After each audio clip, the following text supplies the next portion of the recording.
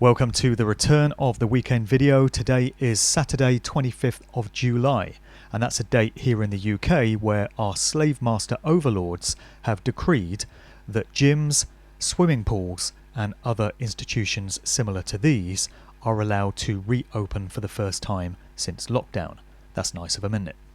This, to my thinking, leaves only children's soft play centres, nightclubs and certain live music venues and theatres as the only types of institutions that have yet to reopen or to be given the green light by the overlords to reopen. And my heart really goes out to all the DJs in the land and throughout the world that have been unable to work over the past 4 months plus as a result of there being no venues for them to turn up and perform in. It makes me very grateful that I'm no longer reliant upon DJing as my main source of income, as I was for 20 odd years. I never put all my eggs in one basket. I always had 3 or 4 different things going on at once, so that if one of them was taken from the equation, I could still survive on the other things. But I do know many DJ associates that have been suffering big time the last few weeks because it is all that they've had to pay the bills, and many of them have been forced to apply for universal credit, which is something they never would have expected to have to do. So it seems once again the arts and entertainment have been very harshly hit by these draconian measures that have been brought in, because it's artful, leisurely pursuits which are the very last types of institutions to reopen and to give people that kind of choice in terms of how they spend their time and what they want to do with their lives. So yesterday was also excuse me, a fairly auspicious date in the UK, the 24th of July, 24/7, as in all the time, happening continually. That was the date where our overlords mandated that face masks have to be worn in shops and supermarkets. I've only had one experience since yesterday of going into such a place, which was a visit I had to make to a pharmacy. And I went in there not wearing a mask, but displaying this notice on the lanyard around my neck. So on one side it states my hidden disability makes me exempt from wearing a face covering, and then on the other side it simply says face covering exempt, hidden disabilities. So I'm going to be wearing this wherever I go from this point on. I approached the counter in the pharmacy. The guy behind the counter read the badge and accepted it, and I wasn't challenged in any way. It remains to be seen whether that's going to be the case in other stores. I'm sure it will depend very much on what the store chain in question is. But if I happen to be approached by a member of staff, or if I happen to be approached by a fellow slave, which is a far more likely scenario, somebody calling me out for not wearing a mask and accusing me of putting everyone else at danger, I will be pointing out that, according to this, I have a hidden disability, in my case severe anxiety, which would be brought on by having to have half my face muzzled like that. And of course anyone challenging me on those grounds would be seeking to exploit a disability and seeking to discriminate against somebody that has advised them that they have a disability. So that would be a different kind of conversation that arises. There is a link where people can get these badges. I ordered mine online along with the lanyard. I'll put the URL in the show notes below. There's also a helpful NHS related website where you can print off all kinds of exemptions from having to wear a mask, in terms of badges that again you can wear with a lanyard around your neck. Many people who don't appreciate having their rights and freedoms taken away from them and having it dictated to them what they must or must not wear when they enter a public place like a store may choose to take these suggestions up. I continue to get correspondence messages every single day in response to these videos that I do, in response to the interviews and the podcasts that I put out, in response to my Facebook posts, and the question that I get more than any other is, what can we do? What can we, the people, do to push back against the tyranny and all the draconian measures that are being rolled out against us? The elite, the cabal, the sickos, the psychos, the architects of this narrative of our oppression seem to be so well united and so much on the same page when it comes to achieving their goals and aims, and the rest of us seem to be lacking in that unity, which is why we're such easy pickings, which is why we're so rife for manipulation. What can we do? Well, I've had somebody get in touch with me outlining a project that they wish to introduce very shortly, and we figured out that the best thing I could do is just read out what this guy has written about it, just as a way of whetting people's appetite for what is hopefully to come by way of this scheme. So what he says is, I suggest you start with the question, what is sovereignty? Well, our natural born status as free men and women in creation pertains to sovereignty, where you and you alone are responsible for your own life. No one has authority over you, and you must consent to the actions of anyone. Now, not necessary, like the mask. This was the basis of the Magna Carta, where since the year 1215, men and women became free, and all free men gave consent to being governed and taxed in exchange for protection and prosperity. Do you consider yourself free today? If your consent has been taken from you, then you have become a slave to a tyrannical system of government. Welcome to life in 2020, right? Take a look at the average Facebook or social media comment. Almost every other message is we need to unite and fight back. We need to tap into this and organise it, says this person. There are people who are willing but have no direction. After all, we vastly outnumber the criminal people within this corrupt government, and in fact we're holding all the cards, but the people just don't know it yet. If there were an institution similar to a union which would offer protection and legal advice along with a network of skilled people who all shared the same vision, which is to bring freedom and individuality back to the world, then would you like to join? Who's going to answer no to that question? There is a secret project to make such an institution, and it's looking for skilled people in many areas. But for now, we need graphic designers to come forward and offer their skills in graphic design. Anyone who has experience in designing logos that can be put onto t-shirts, caps, mugs, jewellery, that type of thing. And at this stage, the organiser of this project is asking for offers of help or samples of previous work in those areas to be emailed to peterstone100@virginmedia.com. I'll put that email in the show notes below this video, but once again, anyone that wants to get involved and is skilled in the area of graphic design and designing logos is invited to send the offer of assistance to peterstone100@virginmedia.com, and there will be more information forthcoming on this whole project as things unroll. But at the moment it's very early days and we're just trying to get this whole thing up off the ground. But hey, it's something, and it answers the question as to what can we do to push back, which I do get literally daily. So the rallying call for vaccines has begun. There's been much talk of this in the media recently. Just last month, Boris Johnson hosted a Gavi summit with that particular vaccine group, which, surprise, surprise, has the input and the financial backing of Bill Gates. I know it's hard to believe, but there you go. Boris Johnson getting together with Bill Gates. And we've had headlines in recent days about how an amazing new vaccine is on the way from Oxford University, of all places. The city in which I set my allegorical novel that I've just put out, The Cause and the Cure, and I highlighted in the narrative of that book just how much of an establishment breeding ground the city of Oxford is for elite types, particularly through the university system. And so now we hear that this vaccine is coming out of Oxford. It's considered to be safe.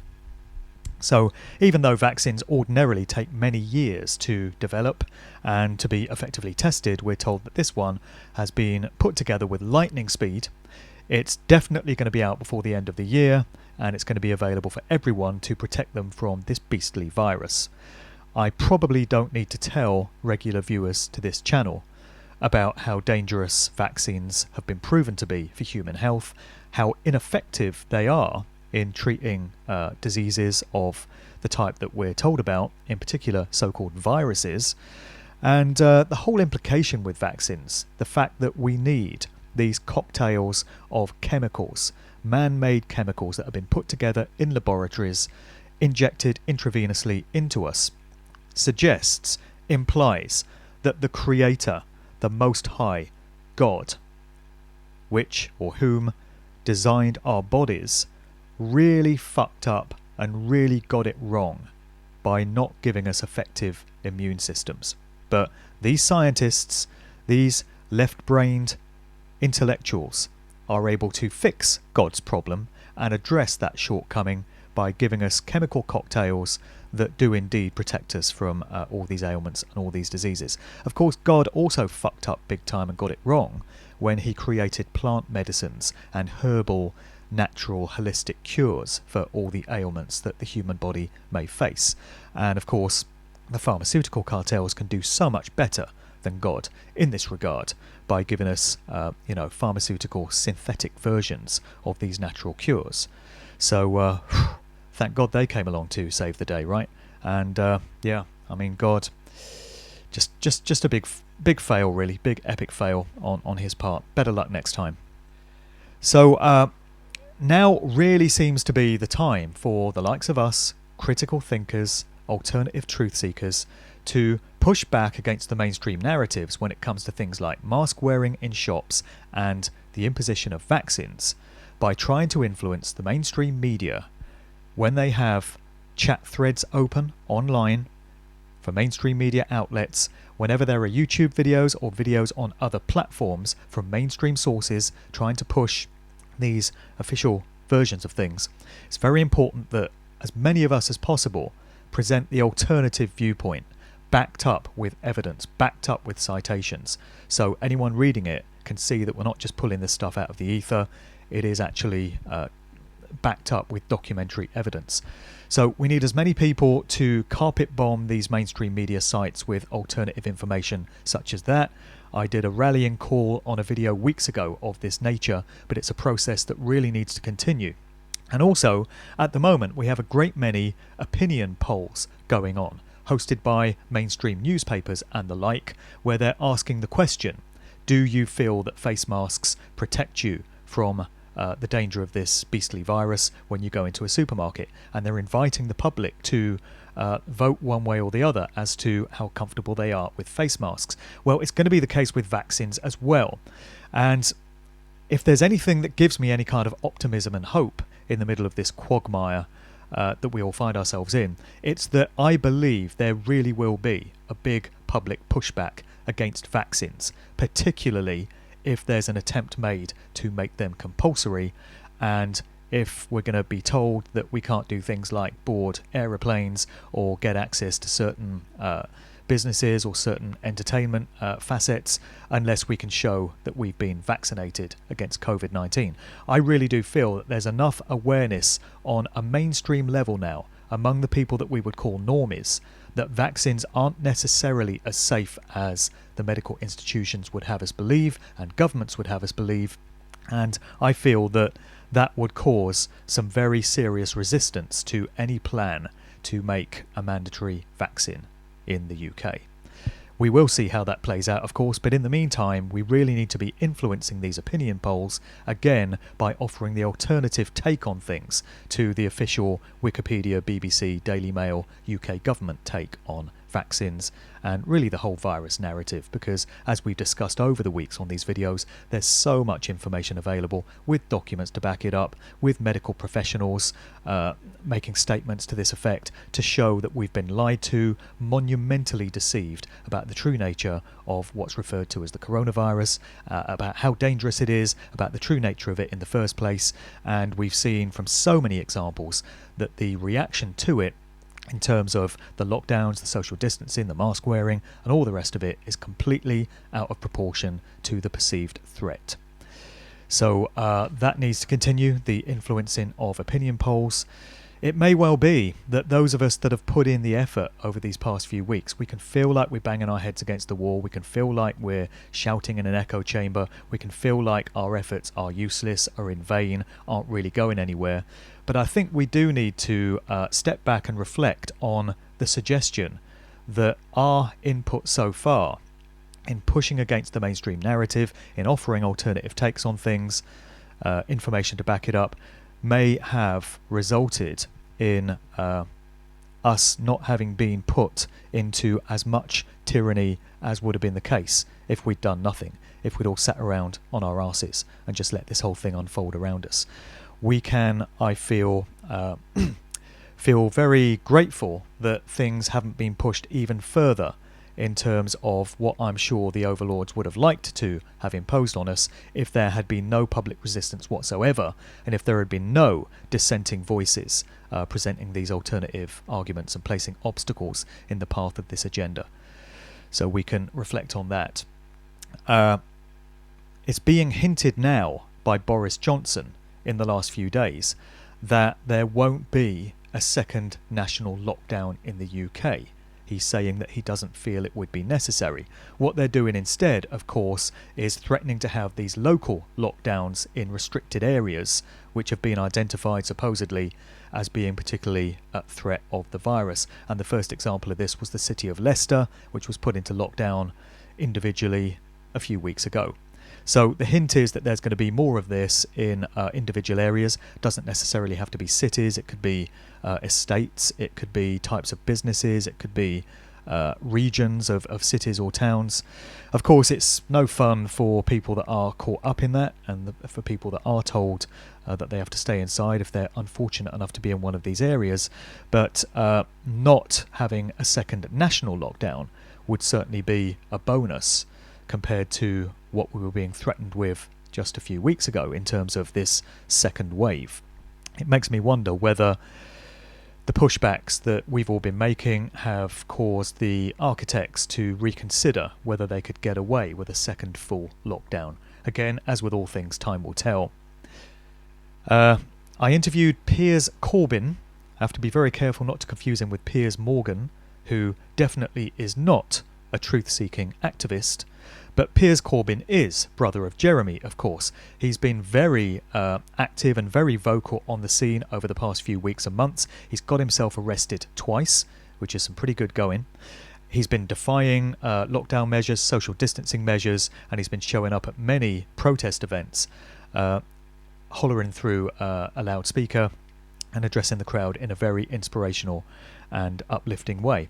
So I've just recorded an interview with Piers as part of Good Vibrations. That will be out very soon. In fact, I'll put the link in the show notes below if you want to take a listen to it. And he's been a part of many of these events where people have been taking it to the streets or taking it to parks to show dissent towards all the measures that are being unloaded on us. There's many more of these events over the coming weeks. If you go to the website standupx.info, you can get a list of protests and peaceful gatherings that are upcoming there. And the big event is happening on Saturday, 1st of August in London, kicking off in Hyde Park. I had a discussion with Piers about this in the podcast, and the start time is yet to be set in stone. So you're advised to keep an eye on the standupx.info website for updates on that one. But it's definitely going ahead on Saturday, 1st of August. And the idea is that it starts off at Speaker's Corner in Hyde Park, and then a march progresses through London to Trafalgar Square and the Houses of Parliament. So already there's been massive interest in this event, and many people have indicated that they want to be a part of it. So if anyone watching this can get to London on Saturday, 1st of August, and wants to add their voice to the sound of the crowd and be a part of things there, then please do get your ass down to Hyde Park, and let's really make a protest and make some noise and make our presence be felt with this event. Many other countries have held protest events with hundreds, thousands of people in attendance. This is our opportunity in England to do the same on the 1st of August. Let's make that happen. And let's show that we're not content to just sit around and put up with what's being done to us. And we recognise that the power does lie with us. It always has. I guested on a show with Robert Phoenix yesterday called the Friday Farcast. I'll put the links to it in the show notes below if you want to take a listen. But I did get into some aspects of the music industry. Imagine that, what a novelty. I mean, I used to specialise in exposing the machinations of the corporate music industry before I got sidetracked with all this other stuff over the past several months. And in fact, I've been wanting to knuckle down and start the writing of Musical Truth Volume 3. For the past several months, but I just don't seem to be able to gather my thoughts and focus and concentrate. I seem to have been distracted by some stuff. I can't imagine what it could have been. But the intention is there to very soon start work on Musical Truth Volume 3. There's a lot still to be said. There's much more to the story that was left off with Volume 2. Most of it is here in my head. The rest of it is saved to a hard disk. It's merely a case of me starting the creative process of weaving all the information together and making the book take some form. Maybe I'll get to do that starting in September. It is something I want to get to do very soon. Next week I'm guesting on Freeman's show, In the Free Zone podcast with Freeman. On Tuesday the 4th of August, I'm looking forward to being back in person at Truth Juice, Birmingham, England. Truth Juice have just started their fortnightly meetups once again, and I'm very happy to be there giving a presentation on Tuesday the 4th of August at the E57 Social Club in Birmingham, kicking off around about 8 p.m. I'm going to be discussing all the evidence that there is to show foreknowledge of the whole coronavirus pandemic, both in the form of predictive programming, so symbolism that was placed into works of popular culture in the years and months leading up to 2020, but also documentary evidence coming from elite circles showing that this whole thing has been planned for years and it was known to be coming. The public were the last to know. So I'll be presenting details of that. Then in the second part, I'll be asking the question, what else is going on under cover of the coronavirus scamdemic? What else has been happening in the world these last few months that most people have been paying no attention to because they've been diverted in this direction and not looking in that direction? So that is what I'll be presenting at Truth Juice Birmingham. Hope to see as many people as possible there. I've just ordered a new batch of the I Do Not Consent t-shirts. Here's what they look like. You probably know by now, but either way. I do not consent and I was never asked. T-shirts for all occasions. So by popular demand, I've had huge interest in these t-shirts, and I did initially run out of small and medium because a lot of ladies were buying these shirts. Seems a lot of women are very much into the information that I put out and very open to it, far more so than males, interestingly enough. But I've now had a new batch of t-shirts made up, so I've got all sizes: small, medium, large and extra large. So if you've missed out on these t-shirts, if you wanted a medium previously, had to let a lot of people down because I didn't have them in stock at the time, but I now do. So please get in touch on the email address, which I'll also leave in the show notes below. It's markdevlinuk@gmail.com, and I'm now able to fulfill orders in all sizes of these t-shirts if you want to wear them out to an occasion of your choice and use them as a conversation starter. The only other thing I wanted to mention this time round was it's another song title. I get all these random song titles coming into my head, and they all seem to have some application or other. And one which came into my head the other day was a song by Ian Dury and the Blockheads from the late 1970s, I think. He put out a song called Reasons to Be Cheerful, Part 3. And it's a very quirky, whimsical kind of song with all kinds of inventive lyrics. But just the whole sentiments of reasons to be cheerful really spoke to me, because many of us have been really struggling with the darkness of these times this year. I've sunken into depression myself, just the same as I know many people watching this will have as well. And again, I get emails every day from people saying that they're finding it difficult to cope with this new reality. And a lot of people say that they're on an emotional roller coaster. They're up and down like a yo-yo every single day, and they go through every emotional state available to man in the course of the average day. And I get it, because I do as well. I have my despairing moments.